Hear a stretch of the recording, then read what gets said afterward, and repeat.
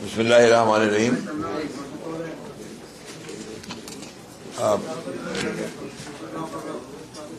আজকে এই বিশেষ অনুষ্ঠান, আমি এটাকে বিশেষ বলছি এই জন্য যে এই ধরনের অনুষ্ঠান করতে বিএনপি অভ্যস্ত নয়। এটা সেই জন্যই একটা বিশেষ গুরুত্ব লাভ করেছে। এই অনুষ্ঠানের সম্মানিত সভাপতি, যিনি এই ফ্যাসিবাদের বিরুদ্ধে বিগত বছরগুলোতে যখন আমরা আন্দোলন শুরু করেছি তখন থেকেই আমাদের সঙ্গে যে বুদ্ধিবৃত্তিক যে সমর্থন, সেই সমর্থন যিনি দিয়ে চলেছেন তার মেধা দিয়ে এবং তার কন্ট্রিবিউশন বিভিন্ন পাবলিকেশনের ক্ষেত্রে এবং বিভিন্ন প্রোগ্রামের ক্ষেত্রে, বিশেষ করে আপনার আমাদের যে আমাদের দেশের বেগম খালেদা জিয়ার যে ভিশন 2030 এইটা রচনার ক্ষেত্রে এবং আজকে যে আমাদের 31 দফা তার রচনার ক্ষেত্রে তার ভূমিকাকে অবশ্যই অত্যন্ত শ্রদ্ধার সঙ্গে স্মরণ করতে হবে। আমাদের জনাব জাবিউল্লাহ, সাবেক সচিব এবং চেয়ারপারসনের উপদেষ্টা, আমাদের মাঝে আজকে প্রধান আলোচক হিসেবে উপস্থিত আছেন আমাদের বাংলাদেশে আমি মনে করি মিডিয়ার ক্ষেত্রে যিনি একটা আইকন। বয়সটা 90 বলা হয়েছে, আমি তাকে এখনো মনে করি যে তিনি এখনো 30 বছরের যুবক। সেই হিসেবে তিনি কাজ করেন, কথা বলেন এবং এখনো অদম্য প্রাণ শক্তি নিয়ে তিনি কিন্তু লড়াই করে চলেছেন সমস্ত অন্যায়ের বিরুদ্ধে, সত্যের পক্ষে এবং ভালোবাসার পক্ষে। এই যে লাল গোলাপ এখনো তিনি করছেন এবং অত্যন্ত জনপ্রিয় একটি অনুষ্ঠান। আমাদের মাঝে এখানে উপস্থিত আছেন এই অনলাইন যুদ্ধে যারা একদম প্রথম থেকে কাজ করছেন, যাদেরকে এখন পর্যন্ত অনেকে চেনেই না, জানেই না, তাদের উপরে যে নির্যাতন হয়েছে সেই সম্পর্কেও আমরা কেউ জানি না, তাদের কন্ট্রিবিউশনটাকেও আমরা কখনোই আমরা মূল্য দেইনি এবং তাদেরকে সামনে আমরা কখনো আনিনি। এরা পেছনে থাকে, লেখে। কিছুক্ষণ আগে আমারই ছাত্র কাজল, সে বলেছে যে আমরা বলা বলিতে অভ্যস্ত নই, আমরা লেখালেখিতে অভ্যস্ত। আসলে এরা বলা বলি করে না থেকে সামনে আসতে পারে না, লেখে। আর লেখালেখি আজকাল আমরা বেশি পড়িও না, এটা একটা সমস্যা হয়ে গেছে। তবে যেটা পড়ে সেটাতে ওরা কাজ করছে। কিন্তু আমি কিছুদিন আগে বলছিলাম যে এই যে মোবাইলটা, এটাই কিন্তু এখন যুদ্ধের সবচেয়ে বড় হাতিয়ার, সবচেয়ে বড় হাতিয়ার। আমরা এটাকে অনেকেই উপলব্ধি করতে পারি না। এই হাতিয়ারটাই কিন্তু শত্রুকে পরাজিত করতে পারে। এই হাতিয়ারই কিন্তু একমাত্র যা করেছে 24-এর 5ই আগস্টের যে আন্দোলন, এই আন্দোলন এত দ্রুত স্ফুলিঙ্গের মতো ছড়িয়ে গেছে কি কারণে? এই হাতিয়ারের কারণে। এই জায়গাটায় আমরা অনেক দুর্বল। এই জায়গাটায় আমাদেরকে সবল হতে হবে, আমাদের দীপ্ত পদচারণা থাকতে হবে। আমরা দেখি সোশ্যাল মিডিয়াতে আমাদের উপস্থিতি খুব কম। এটা বারবার আমরা বলেছি, বিভিন্নভাবে চেষ্টা করেছি। এখানে আছেন যারা এই মিডিয়া সেলের সঙ্গে জড়িত আছেন, বিভিন্নভাবে কাজ করছেন।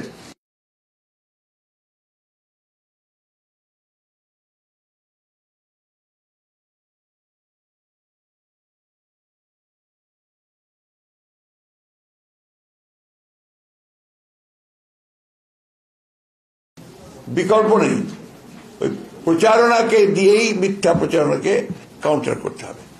এই কথাটা আমাদেরকে সবসময় মনে রাখতে হবে। যাই হোক,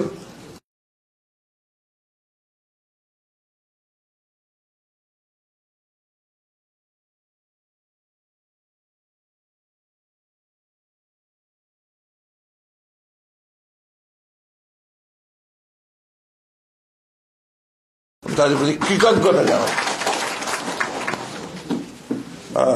এবং আজকে উপস্থিত আমাদের এখানে যারা আছেন, আমাদের প্রিয় সুধীবৃন্দ, আসসালামু আলাইকুম।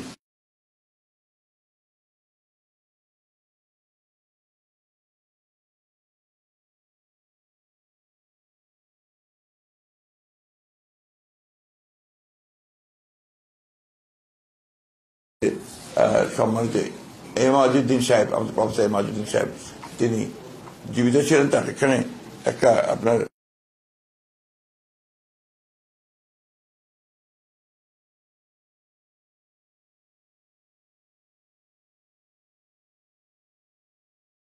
আজীবন যিনি সত্যের মধ্যে লড়াই করেছেন, সংগ্রাম করেছেন, বিশেষ করে এই আমাদের জাতীয়তাবাদের রাজনীতিতে বিশ্বাস করে তিনি সংগ্রামটা তিনি করে গেছেন। আজকে তিনি আমাদের মাঝে নাই, তার প্রতি আমি আন্তরিক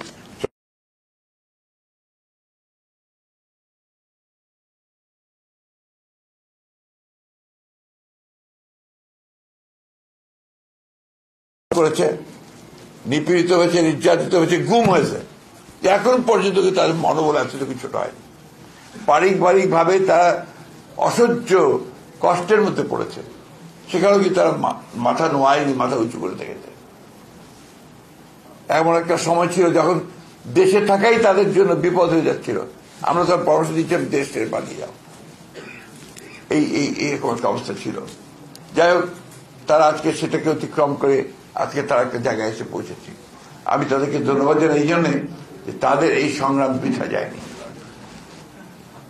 প্রিয় সুধীবৃন্দ, আমি দেশনেত্রী বেগম খালেদা জিয়ার ওপরে যে বইটা তারা জবানবন্দির উপরে লেখা, যে বইটা তারা করেছে জবানবন্দির উপরে, এইটা আপনাদেরকে পড়তে বলবো।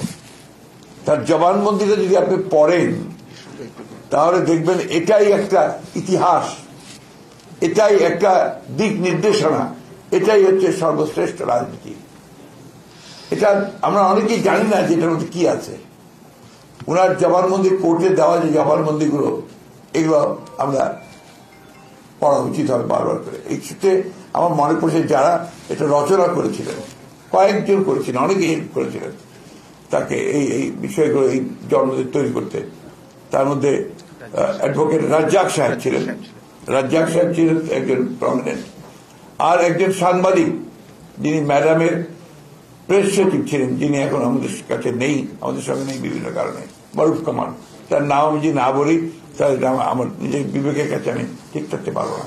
অত্যন্ত অত্যন্ত বড় কন্ট্রিবিউশন ছিল তার। শফিক ভাই নিশ্চয়ই ক্লিয়ার করবেন, শফিক ভাইও এর মধ্যে ছিলেন, তার ওইখানে কন্ট্রিবিউশন অনেক আছে।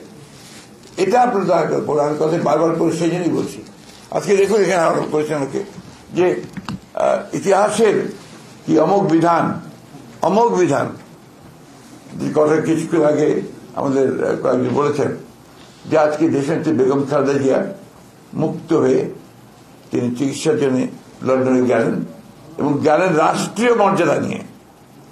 তাকে সি অফ করেছে এবং তারা পথে পথে লক্ষ লক্ষ মানুষ তাকে সি অফ করেছে ভালোবাসা থেকে। এবং তাকে যেভাবে আন্তর্জাতিকভাবে তিনি যে সম্মানটুকু পেয়েছেন, কোথাও বাধা পেতে হয়নি আমাদেরকে। আমরা যেখানেই বলেছি যে এটা আমাদের দরকার, সাথে সাথে করে দিয়েছে, ভিসা দিয়েছে ম্যাডামকে নিয়ে যাওয়ার জন্য। কাতারের আমিরের প্রতি আমি আমার কৃতজ্ঞতা জানাচ্ছি যে তারা একেবারেই কোনো পারিশ্রমিক না, অর্থাৎ যেটাকে আমরা বলি রেন্ট না নিয়ে তারা এই অ্যাম্বুলেন্সটি দিয়েছেন এবং খুব দ্রুতভাবে দিয়েছেন। আমি ধন্যবাদ জানাই ব্রিটিশ সরকারকে যে তারা সেখানে তারকে যাওয়ার ব্যাপারটা নিশ্চিত করেছেন এবং সেখানে আমাদের যারা আছেন, আমাদের ভারপ্রাপ্ত চেয়ারম্যান তার কর্মচারী সহ তারা সেখানে তার চিকিৎসার ব্যবস্থা শুরু করেছেন। এবং এই বইটি আমি বললাম আমার কাছে যখন এরা তারিখ চাচ্ছিল, তো আমি একটু দেরি হচ্ছিল, আমরা চেষ্টা করছিলাম যে এটাকে আরো বড় আকারে করা যায় কিনা, যাই হোক সেটা সম্ভব হয়নি। তো তারিখটা ঠিক হলো এমন দিনে যে তারিখে তার একদিন আগে গতকাল ম্যাডাম লন্ডনে গিয়ে পৌঁছেছেন তার চিকিৎসার জন্য মুক্ত অবস্থায়। এর চেয়ে বড় প্রাপ্তি ওদের আর কি আছে, যারা লড়াই করেছে, যে মহিষী নেতৃত্বের জন্য তারা জেলে গেছে, গুম হয়েছে, পায়ের নখ তুলে নিয়েছে, অত্যাচার করেছে। একজন এখন সুস্থ হয়নি, আরেকজন হাসপাতালে পড়ে আছে তার স্ট্রোক করে। তারা এইটুকু তো পেয়েছে তাদের লড়াইয়ে। দেশের বেগম খালেদা জিয়া এখন মুক্ত, চিকিৎসার জন্য বিদেশে যেতে পেরেছেন। আমাদের ভারপ্রাপ্ত চেয়ারম্যান সাহেব তিনি মুক্ত হবেন অল্প দিনের মধ্যেই পুরোপুরি কেস থেকে, তিনিও এসে আমাদের মাঝে উপস্থিত হবেন। আমাদের যে ত্যাগ, আমাদের জনগণের, আমাদের ছাত্রদের, আমাদের যুবকদের, আমাদের স্বেচ্ছাসেবকদের, আমাদের মহিলাদের, এটা কোনো মতেই বৃথা যাবে না, বৃথা যায়নি। আমরা তো অন্তত ফ্যাসিবাদকে সরাতে পেরেছি, টাড়াতে পেরেছি, তাই না? তো এইখানে আমরা যেন কোনো হীনমন্যতা না ভুগি। কিন্তু দুর্ভাগ্য আমাদের দেখেন এখন এই হাসিনা চলে যাওয়ার পর থেকে, পালানোর পর থেকে আমরা কেন জানি না নিজেদেরকে আবার সেই পুরো বিশ্বাস ফিরিয়ে আনতে পারছি না, ঐক্যের জায়গাটাতে থাকতে পারছি না। কি দুর্ভাগ্য যে এখন যেটা শুরু হয়েছে এটাকে আমি মনে করি এতটুকু সুস্থ ব্যাপার না, অসুস্থ একটা প্রতিযোগিতা শুরু হয়েছে ক্ষমতায় টিকে থাকবার জন্য। আর ক্ষমতা তো টিকে থাকবে তখনই যখন এটাকে তুমি সেটেল করতে পারবে, স্টেবিলিটি আসবে, স্থিতিশীলতা আসবে। এবং তার জন্য আমরা যে কথা বারবার বলছি সংস্কার তো আমরাই শুরু করেছি ভাই, আমরাই প্রথম সংস্কারের কথা বলেছি। এবং জিয়া রহমান সাহেব প্রথম সংস্কার করেছেন, একদলীয় শাসন ব্যবস্থা থেকে বহুদলীয় গণতন্ত্রে নিয়ে এসছেন। গ্রেটেস্ট সংস্কার, উনি পুরো কাঠামো পরিবর্তন করে দিয়েছেন। এই যে সংবাদপত্রের স্বাধীনতা একদম বন্ধ ছিল, মাত্র 4টা পত্রিকা ছিল, সবগুলো সংবাদপত্র ওপেন করে দিয়েছেন জিয়া রহমান সাহেব। অর্থনীতিতে একটা বদ্ধ অর্থনীতি ছিল, বন্ধ, সেখানে পুরো একেবারে বৈপ্লবিক পরিবর্তন হিসেবে তিনি মুক্ত করেছিলেন। তথাকথিত ভ্রান্ত সমাজতান্ত্রিক ধারণাকে বাদ দিয়ে তিনি একটা মিশ্র অর্থনীতি, মুক্ত অর্থনীতির মতবাদ নিয়ে এসেছিলেন।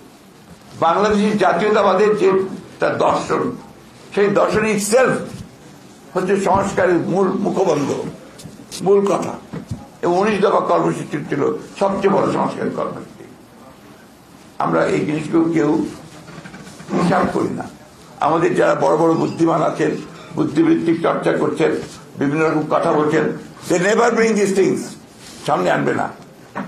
কারণ তারা তো ওই মাটির মানুষের সঙ্গে তারা এখনো সেই সম্পৃক্ততা অর্জন করতে অনেকেই পারে। আমি অনুরোধ করব যে এই বিষয়গুলো সকলকে দেখার জন্য, to study properly Zia Rahman, to study properly Khaleda Zia. তিনি ক্ষমতার প্রলোভনে ক্ষমতায় আপনার রাজনীতি আসেননি। তিনি এসেছিলেন যখন, তখন তার সামনে কোনো প্রধানমন্ত্রিত্বের কোন সম্ভাবনা ছিল না। তিনি এসেছিলেন একটা জাতিকে মুক্ত করতে, স্বৈরাচার হাত থেকে, গৃহবধূ সেই সামনে এসেছিলেন। তিনি দীর্ঘ 9 বছর লড়াই করেছেন। আমি বলি সবসময় যে খালেদা জিয়া প্রথম নারী মুক্তিযুদ্ধ আমার উপরে খুব রেগে যায় ফ্যাসিস্টরা, খুব বাজে কথাবার্তা বলেছে, বাট দ্যাটস দ্য ট্রুথ। 1971 সালের 26শে মার্চ শহীদ প্রেসিডেন্ট জিয়া রহমান যখন স্বাধীনতার ঘোষণা দেন, সেই মুহূর্তে বেগম খালেদা জিয়া ওই চট্টগ্রামের ক্যান্টনমেন্টে তিনি কিন্তু 2 বাচ্চা, শিশু বাচ্চা নিয়ে একা ছিলেন। ওই সময় সৈনিকেরা এসছে তার কাছে যে আমাদের কমান্ডার তো এখন নাই, বাইরে আছেন, আমাদেরকে বলছে অস্ত্র সমর্পণ করতে, আমরা এখন কি করব? তিনি বলছেন তোমাদের কমান্ডার যদি না আসে বলতো তোমরা একটা অস্ত্র সমর্পণ করবে না। That was the beginning. কিন্তু দুঃখজনক ভাবে এটাকে কেউ মূল্যায়ন করতে চায় না। তারপরে জিয়া রহমান সাহেব যখন আমরা চলে গেছেন বিদ্রোহ করে, সেটা পাকিস্তান সেনাবাহিনীদের বিদ্রোহ করে যখন কালুরঘাটের দিকে বেরিয়ে গেছেন, তখন তিনি একা তার 2 পুত্র সন্তানকে 2 হাতে ধরে বোরকা পরে বেরিয়েছেন ঢাকার উদ্দেশ্যে। এই লড়াইকে, এই সংগ্রামকে আমরা কেউ গুরুত্ব দেবো না, মূল্যায়ন করবো না। এসে তিনি ঢাকাতে গ্রেফতার হয়েছেন পাকিস্তান সেনাবাহিনী। পাকিস্তান সেনাবাহিনী দীর্ঘ 9 মাস তাকে কারাগারে দিচ্ছে এবং 16ই ডিসেম্বর তিনি মুক্তি হয়েছেন। এটা হচ্ছে বাস্তবতা। তিনি যদি মুক্তিযোদ্ধা না হবেন, মুক্তিযোদ্ধা কি হাসিনুল ইনু আর আপনার ওই আমির হোসেন আমু, যারা ওই যে আপনার 8 নম্বর থিয়েটার রোডে বসে বসে মুক্তিযুদ্ধ পরিচালনা করেছেন? That is the problem. সমস্যাটা ওই জায়গায়। কেন জানি না আমাদের মিডিয়া দুঃখজনক ভাবে আজকে সব নেগেটিভ জিনিসগুলোকে তুলে ধরতে চায়। এটাকে পজিটিভ গুলো তুলে ধরুন, যে সত্য সেই সত্যকে তুলুন। এই জবানবন্দিতে বেগম খালেদা জিয়া শেষ কথাগুলো বলেছিলেন, আমি সেই জায়গাটা আপনাদেরকে একটু বলতে চাই। কোর্টে তিনি বলছেন,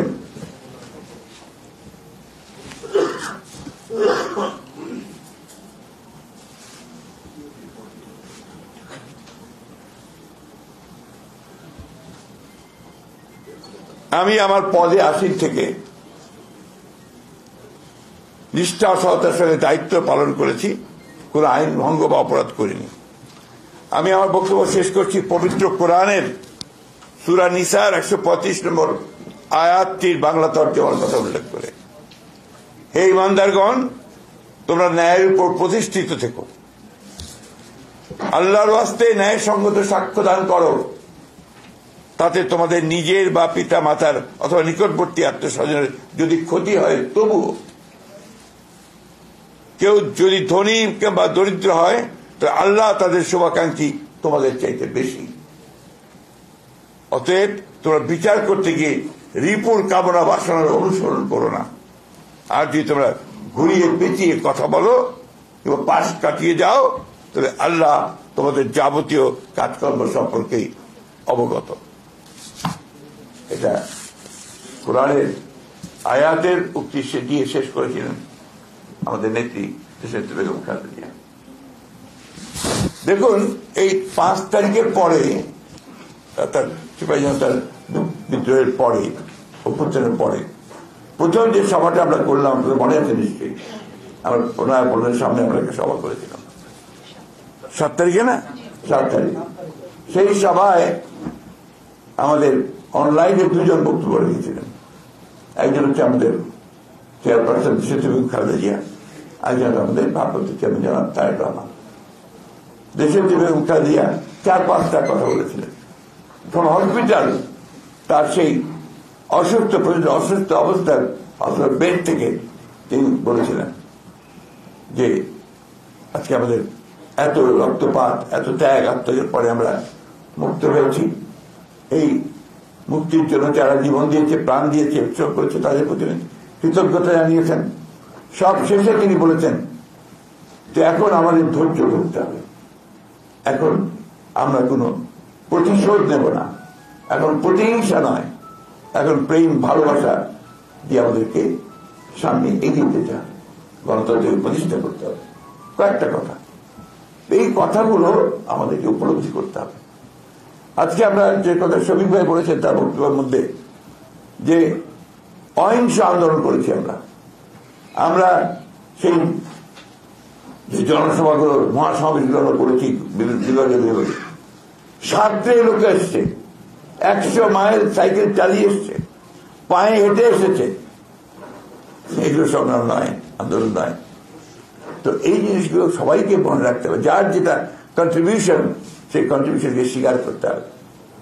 আমরা অবশ্যই শ্রদ্ধা জানাই, আমরা কৃতজ্ঞতা জানাই সেই সমস্ত তরুণ ছাত্রদেরকে যারা প্রাণ দিয়েছে, যারা আন্দোলন করেছে, সংগ্রাম করেছে। কিন্তু বিভক্তির রাজনীতি যেন আমরা না করি। এখন যেটা প্রয়োজন, সবচেয়ে বেশি প্রয়োজন, দেশকে বাঁচানোর জন্য, গণতন্ত্রকে ফিরে পাওয়ার জন্য ঐক্য, স্ট্রাকচার তৈরি করার সংস্কার অবশ্যই লাগবে।